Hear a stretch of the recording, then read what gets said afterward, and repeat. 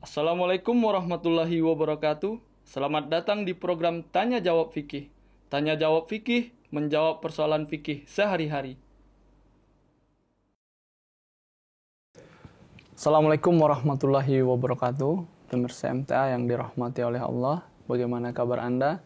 Semoga Allah Ta'ala senantiasa memberikan taufik kesehatan kepada kita semua. Amin Allahumma amin. Selamat datang kembali di program Tanya Jawab Fikih, menjawab pertanyaan fikih sehari-hari bersama saya Arif Abdul Hai. Selama beberapa menit ke depan kita akan membahas pertanyaan-pertanyaan fikih yang telah pemirsa ajukan.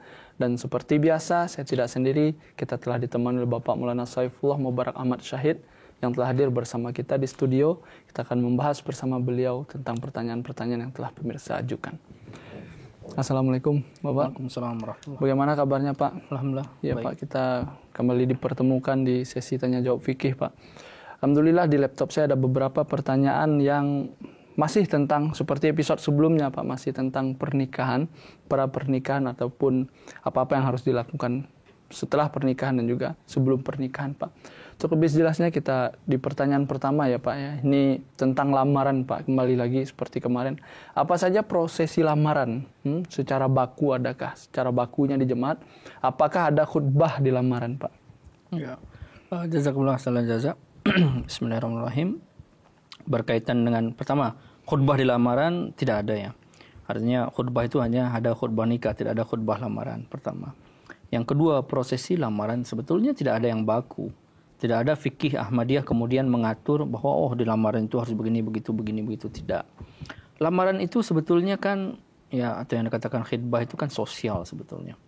Ya sosial. Ketika di zaman sekarang ini ya, perjodohan itu kan macam-macam. Ada yang misalnya ketemu di tempat kerja ya, antara khudam atau LI ketemu di tempat kerja saling suka seperti itu, kemudian disampaikan kepada orang tua masing-masing atau orang tua yang mempertemukan atau bertemu di dalam kegiatan-kegiatan jemaat seperti itu, kemudian disampaikan kepada orang tua. Nah, nggak mungkin kan kemudian setelah ketemu di tempat kerja atau di mana kemudian langsung menikah begitu, langsung datang ke rumah, kita mau menikah tanggal sekian. Wah, nggak mungkin begitu ya. Nah, ini makanya kita ini selain makhluk yang bersyariat, itu adalah makhluk yang bersosial, adalah makhluk yang beradab juga. Jadi adab-adab juga kita harus kedepankan. Adab juga harus kita perhatikan. Karena Islam itu tidak bertentangan dengan adab-adab. Ya. Nah, berkaitan dengan lamaran ini tergantung di beberapa negara. Di setiap negara punya budayanya masing-masing. Ya, di Pakistan, di India dan sebagainya berbeda. Mungkin prosesi lamarannya datang, kemudian minta dan sebagainya. Ya, biasanya di sana itu datang dulu, suka nih, mau lihat ada LI suka. Datang ke rumah tuh, si laki-laki datang ke rumah LI itu ya dengan keluarganya. Nah, nanti biasanya kalau masih belum bisa memberikan keputusan, minta waktu untuk berdoa dulu. Itu yang terbaik. Ya, kemudian setelah itu setelah setuju nih, oke, kasih. Nah, baru datang lagi untuk lamaran itu menentukan tanggal dan sebagainya.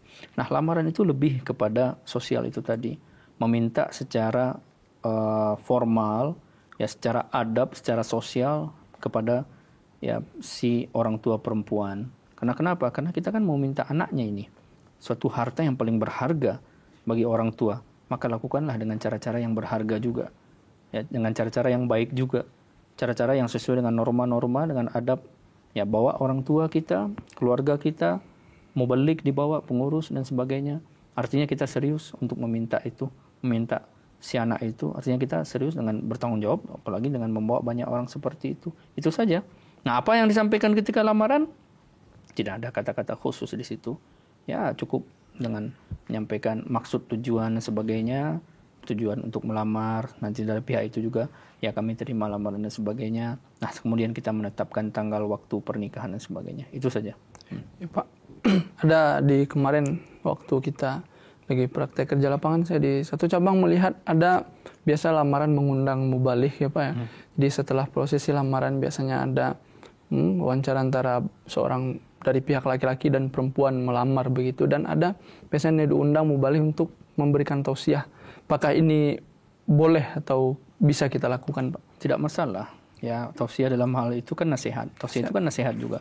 Ya, kalau kita mau balik menasihati ya, setelah melamar ini ya, kemudian kita terus berdoa kepada Allah Ta'ala supaya apa yang kita rencanakan ini kemudian diridhoi Allah Ta'ala, kemudian lancar dari awal sampai akhir sebagainya, kan nggak masalah. Jadi mubalik memberikan nasihat di situ, itu bukan khutbah lamaran namanya, tetapi mubalik yang memberikan nasihat, wejangan dan sebagainya baik kepada kedua keluarga maupun kepada kedua orang yang sedang dijodohkan ini nggak masalah.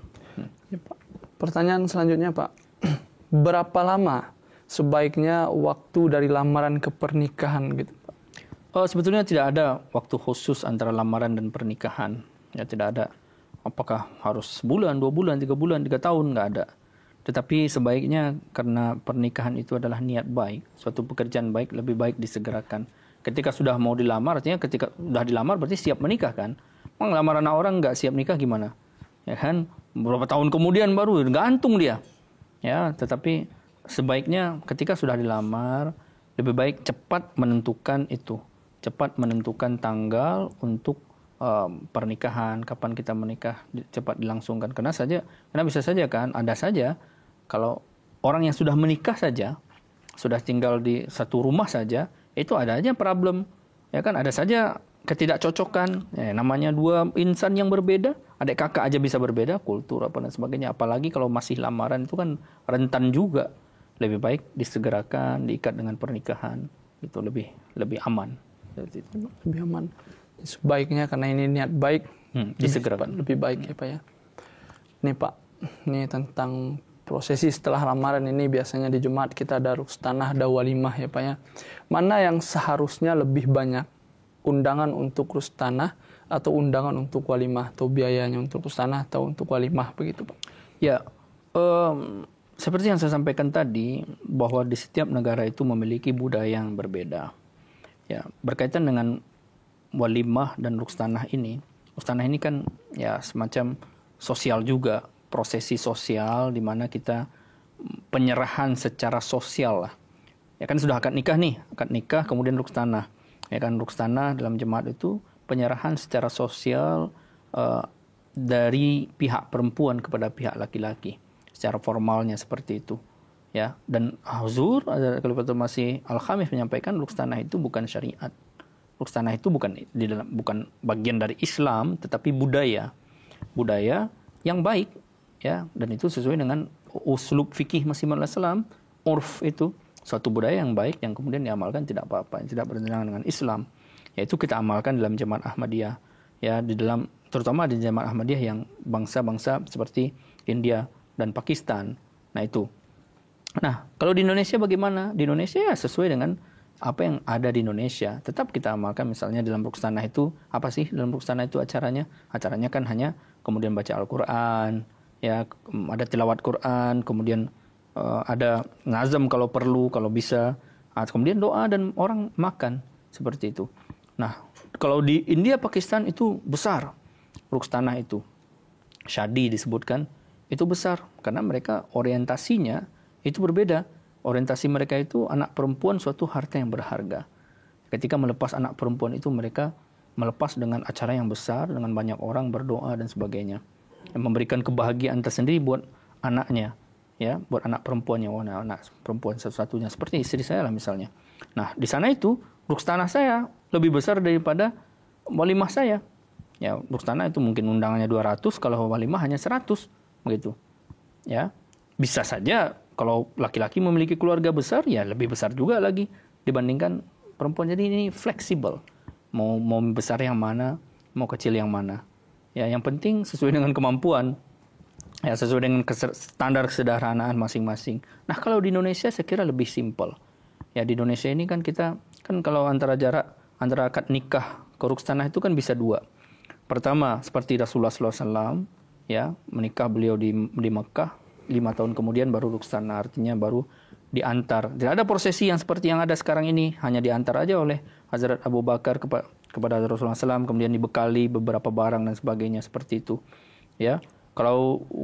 Atau yang kedua, setelah akad nikah langsung, itu juga kita amalkan sekarang baik di India di Pakistan ya langsung. Tapi di Indonesia yang kedua jenis yang pertama tadi seperti Hazrat Rasulullah SAW Abu Bakar kan dengan Hazrat Aisyah itu kan jarang ya. Biasanya di sini kalau akad nikah langsung rustanah kan. Ya, antara laki-laki dan perempuan itu langsung dia rukstanah begitu. Nah, mana yang lebih besar? Biasanya di Indonesia lebih simpel itu akad nikah. Rukstanah itu biasanya di rukstanah undangan yang datang itu adalah orang yang hadir di akad nikah juga, keluarga-keluarga dekat. Nah, nanti di walimah baru skalanya lebih besar. Jadi tidak ada yang kemudian harus besar ini, harus kecil ini, tidak. Tergantung situasi, tergantung budaya di masing-masing tempat. Apakah dikarenakan kondisi yang sangat tidak memungkinkan untuk walimah ya Pak ya, boleh kita tidak melaksanakan walimah Pak? Walimah itu sunnah Rasulullah SAW. Ya, kalau kita tidak melaksanakan sunnah Rasulullah SAW, berarti kita juga tidak mengikuti Rasulullah SAW. Ya buat apa kita? Kemudian menikah itu kan suatu landasan dasar, landasan utama ketika kita membangun generasi soleh yang berkelanjutan.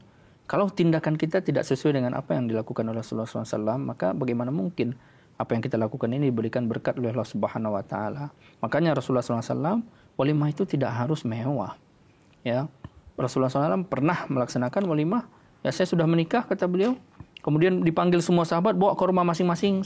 Kita walimah. Itu boleh. Apa sulitnya? Kemudian harus tidak melaksanakan walimah. Nah, kalau ruksanah itu nggak apa-apa. Ruksanah itu kan budaya.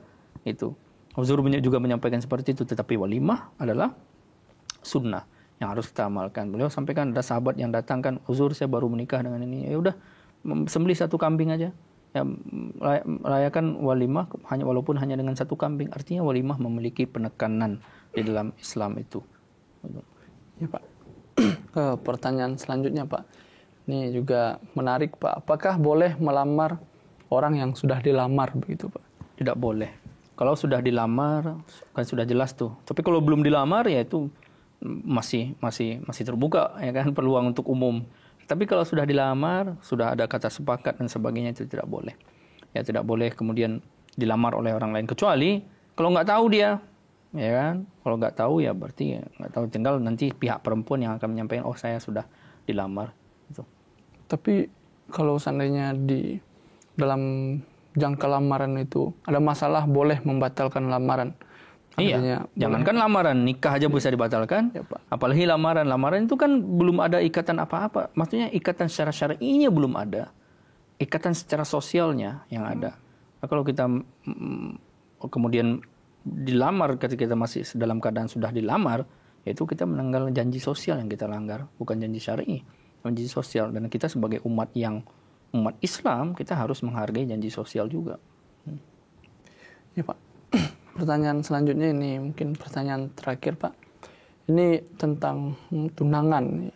Apa saja batasan pardah setelah tunangan? Atau mungkin tadi lamaran, kita bahas lamaran. Dan apakah boleh melakukan sesi foto prawedding Pak? Jadi ya, ini 2 pertanyaan yang berbeda. Ya, barangkali batas-batas pardah setelah tunangan, setelah lamaran. Seperti yang saya sampaikan tadi, lamaran, tunangan tidak ada ikatan syar'i. Yaitu ikatan sosial ya, yang kemudian saling mengikat satu sama lain, ya, saling menanamkan kepercayaan satu sama lain. Tetapi syar'inya belum. Syar'inya baru nanti ketika akad nikah. Jadi jangan sampai ketika sudah ada lamaran, nah bebas mau kemana, ya kan, motoran ke sana kemari, ya boncengan sana kemari, itu tidak. Bebas bertemu, bebas ini, canda gurau, bercanda dan sebagainya, tidak. Masih ada batas-batas pardah yang harus, ya, seperti halnya orang yang belum dilamar. Hanya kelebihannya ya ketika sudah dilamar, ya dia sudah mengarah kepada pernikahan kan, nggak boleh orang lain kemudian masuk lagi di situ, itu saja. Tetapi batas-batas pardahnya ya antara dia laki-laki dan perempuan itu harus tetap dilaksanakan. Begitu juga dengan tunangan. Tunangan itu juga belum ada ikatan syar'inya. Ya, ikatan syar'i dalam arti kemudian dia bisa bertemu sesukanya, ya, kemudian berbicara sesukanya, kemudian boncengan, ya, motoran ke sana kami sesukanya, makan di luar, hunting, ya, mau di luar berdua, mau dating dan sebagainya, ya, seperti anak-anak zaman sekarang, itu tidak boleh. Ahmadi tidak melakukan seperti itu karena nanti ada keburukan-keburukan yang muncul, ya, setan yang muncul di situ, ya.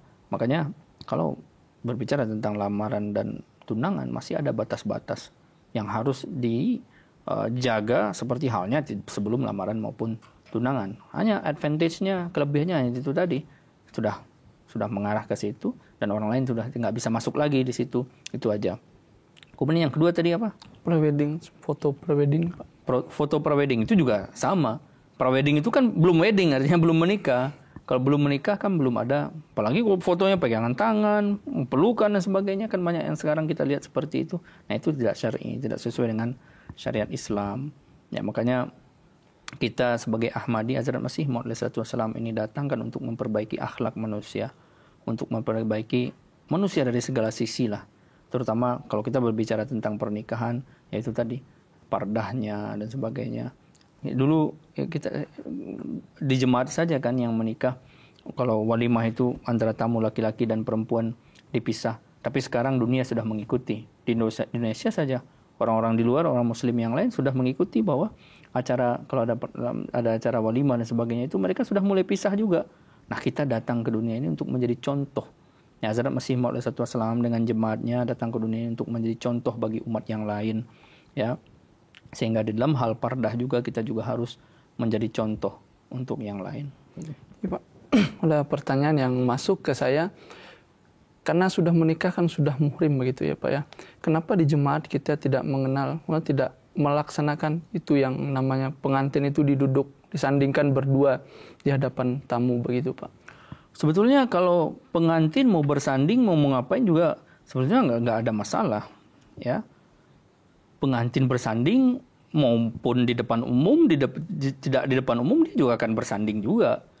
Ya, makanya ketika walimah itu yang bermasalah bukan yang dipermasalahkan bukan pengantin yang bersanding, tetapi ada tercampur aduknya antara tamu, ya kan? Kalau misalnya dia didudukkan di satu tempat yang sama, si laki-laki dengan perempuan, akhirnya kan tamu juga bercampur aduk jadinya. Itu yang dihindari oleh jemaat Ahmadiyah. Pardahnya itu untuk tamu, ya, untuk tamu, supaya nggak campur aduk antara tamu laki-laki dan perempuan. Wah, itu yang tidak boleh di jemaat seperti itu. Tetapi kalau pengantinnya mah, jangankan sekarang, nanti kapanpun juga akan terus bersanding dia mah. Ya, namanya juga udah suami istri. Nah, makanya setelah acara yang resmi itu, acara walimah itu, makanya biasanya kalau sudah tamu yang bukan keluarga ya, atau bukan dianggap keluarga, katakanlah seperti itu, dia pulang kan, selesai. Nah, tapi keluarga nanti kan ada sesi foto. Nah, ketika sesi foto nggak mungkin juga pisah-pisah kan. Nah, sesi foto nanti pihak laki-laki itu yang mempelai laki-laki dibawa ke perempuan. Nah, nanti foto-foto keluarga nggak masalah. Di Kadian, di saya juga seperti itu. Ya, untuk foto hanya keluarga saja. Yang lain merasa saya bukan keluarga, makanya harus ada pardah, ya saya pulang gitu. Ya, nggak ikut foto-foto dengan kedua mempelai ya. Kalau foto dengan mempelai laki-laki, yang laki-laki ya silahkan, perempuan dengan perempuan silahkan. Tapi baru semua ikut dengan mempelai, ya sama aja nggak ada pardahnya, nggak ada pardahnya. Ya, bagi yang tidak keluarga atau tidak dianggap keluarga. Ya, mungkin bisa dijelaskan yang dianggap keluarga itu bagaimana Pak? Ada orang-orang yang sudah dekat ya, sudah seperti di sana juga. Ya, udah dekat, sudah seperti keluarga sendiri, yaitu barangkali masih boleh diizinkan untuk kemudian foto dengan kawan-kawannya dan sebagainya, yang dianggap sudah orang dekat dan sebagainya, itu masih boleh. Tetapi ada orang yang memang betul-betul ya bukan keluarga juga, nggak dekat juga, nggak apa juga, ya apa kepentingannya untuk kemudian berfoto dengan kedua mempelai begitu. Teman apakah masuk Pak? Teman bisa saja masuk, bisa juga enggak, tergantung. Ya, makanya yang memutuskan itu kan nanti si mempelai itu sendiri, apakah itu termasuk dianggap keluarganya atau tidak, dia berparda atau tidak dan sebagainya. Ya, makanya dalam hal seperti ini kalau kita terlalu banyak tanya, nanti kita susah sendiri. Ya, kalau banyak tanya, oh nih dirinci tuh, ini termasuk nggak, ini termasuk nggak, akhirnya nggak ada yang masuk nanti. Ya, nggak boleh nanti semua. Ya Pak. Itu pertanyaan kita terakhir Pak. Semoga ini ya ilmu baru bagi kita dan semoga ini bisa kita amalkan dan kita ajarkan juga kepada anggota-anggota Ahmadi yang lainnya Pak. Jazakumullah. Pemirsa, demikianlah pembahasan kita pada kesempatan kali ini. Pertanyaan-pertanyaan yang sangat luar biasa dan sangat menarik, dan insya Allah kita bisa mendapatkan ilmu yang luar biasa pula dari pertanyaan-pertanyaan pemirsa. Jangan lupa untuk tetap saksikan program Tanya Jawab Fikih pada kesempatan-kesempatan berikutnya, dan jangan lupa pula untuk menyimak khutbah huzur Hazrat Khalifatul Masih Al-Khamis, Dr. bin Nasir Al-Aziz, dan juga menyimak program-program MTA Indonesia lainnya tentunya di MTA. Jika pemirsa memiliki pertanyaan, saran ataupun masukan, kirimkan saja ke alamat email di bawah ini dengan menyertakan subjek tanya jawab fikih atau kepada nomor WA yang ada di layar dengan tagar tanya jawab fikih. Saya Arif Abdul Hai bersama kerabat kru yang bertugas, mohon pamit undur diri. Wassalamualaikum warahmatullahi wabarakatuh.